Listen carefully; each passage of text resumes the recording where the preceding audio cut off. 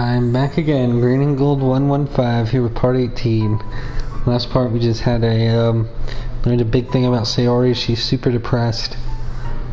And in the worst way too, the one where she feels like the nuisance. So I said goodbye to her and I was on my way. On the way home I find myself still feeling uneasy. But it's hard for me to keep thinking about it when Yuri's about to come over too. I think Sayori is right. I shouldn't be worrying too much, and we're definitely going to have a great time tomorrow. I should just focus on what's ahead of me. As I approach my house, I see something that makes me feel a moment of panic. Uh-oh. Yuri?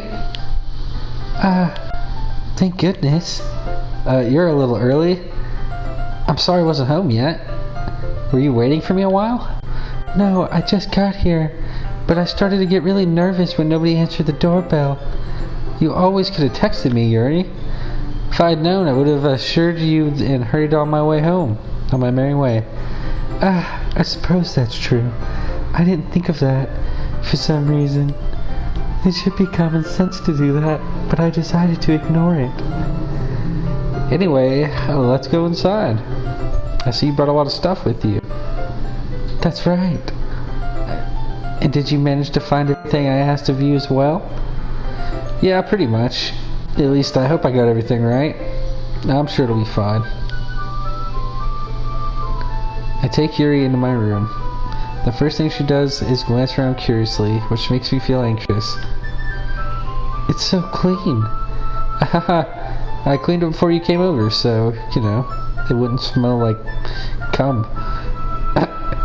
Oh, that's very considerate of you to do. I'm allergic to the smell of cum. No. I'd be really embarrassed if my room was a mess while you were here. Well, I do enjoy cleaning. I would have gladly helped you clean. That would be even more embarrassing. Clean my room. Wait, don't look in there. I snatched Yuri's wrist, which was in the process of opening a desk drawer of mine. Uh-oh. It's full of naked drawings of Yuri. I'm sorry. I wasn't thinking for some reason. I was just spacing out. No, my audio is skipping. It's fine. I shouldn't have grabbed your wrist. And I let go of it. She puts both of her hands firmly in her lap, as if making sure she's keeping track of them. That was weird, right? We should get started, yeah? Yes. I have a few things planned you can help with. Decorations and other atmosphere enhancements. Atmospheric enhancements? You know, mood lighting, aromatherapy candles. Oh wow, aren't we going to be in like a huge gym? I'm not sure the candles would carry. I didn't know you planned on taking it that far. Oh, of course. I want to help take our guests to a faraway place. Although many will stop by just out of curiosity. And for cupcakes, I guess. I'm determined to provide an experience that'll leave them wanting more. Oh, that's great. It's easy to forget that you're a pretty intense person. I just said that to her face. oh, did I say that out loud? Intense? I guess that's the best way to put it. That's the best way to put it. Oh, God. Is that a bad thing? No, not at all. It's something that I like about you, actually. Oh, is that so? That makes me feel so relieved and kind of happy. Yeah, no need to be so anxious. You can just relax a little. Relax. I brought some things for relaxation. Okay, so she's setting me in charge of the mood lighting, the aromatherapy, and the relaxation? Why don't you just go ahead and sit on my bed and I was gonna use them during the poetry event. Oh yeah? Like what? Oh, let's see. Yuri rummages through her bag. She pulls out a few candles and a wooden cylinder-shaped object. What? Okay. I did some shopping on the way here, so I happen to have this candle and wooden dildo in my bag. I plan to cover the windows in black paper and use the candles to light the room. I think that would be amazing, don't you? Yeah, that would certainly be neat. What's that wooden thing, though? Oh, this? It's a diffuser for essential oils. How familiar are you with aromatherapy? Well, I'm not familiar at all. Oh, is that so? It's one of my favorite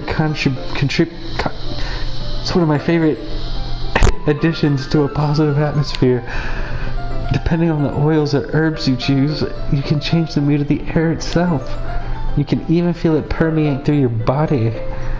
Relaxation, positive energy, romance, reflection.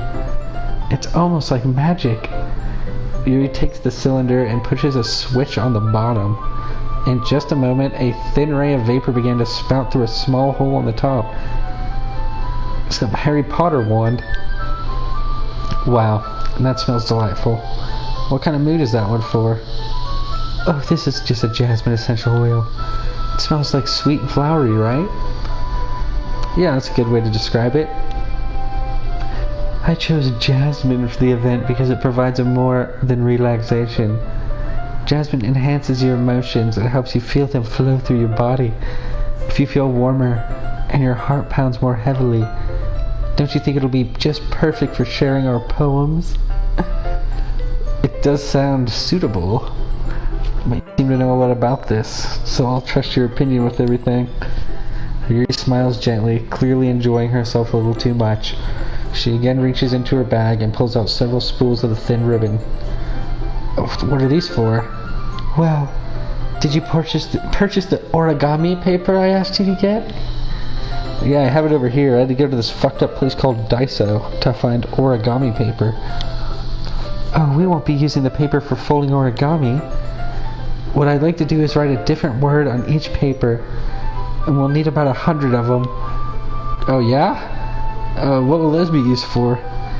Well, I'm going to cut pieces of ribbon to hang from the doorway of the classroom. Then we can fasten the paper onto the ribbons to create a doorway curtain. Wouldn't that be beautiful? It would catch the eye of those passing by the room. It may attract someone to peek inside. That is really creative. That's a good idea. What's this riddle door? I had no idea you'd be so good at this, Yuri. You should be in marketing.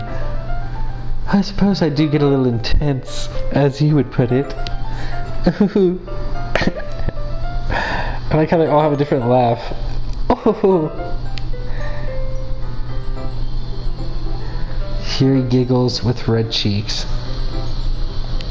Is it just me, or is she more relaxed when it's just the two of us? Or maybe it's the excitement she feels from sharing something that she enjoys. Here's a marker, Senpai Chris. You can write any characters you want. I'll help you once I finish cutting the ribbons. Alright. Sitting on the floor together, the two of us get to work. I carefully draw a different character on each paper, doing my best to manage my bad handwriting. Yuri unravels a long strand of red ribbon for her desired length. Then she reaches into her bag once more and pulls out a pocket knife. The knife is strangely beautiful. It's the knife she was talking about in her poem. The silver handle has an intricate pattern of waves stitched to it. The blade itself is a gently tinted blue. It's not an ordinary pocket knife. It looks really fancy. Well, embarrassed, Yuri looks away. What is it? You're gonna think it's weird. Yuri, whatever it is, I have no reason to judge. It just looks like a fancy knife. To each their own, you know? If you promise you won't be weirded out. Yeah, I promise. Alright. The thing is, I'm kind of into knives. They're just so pretty. Uh-oh. She is a little crazy, dude. I can't help it. I don't know what it is.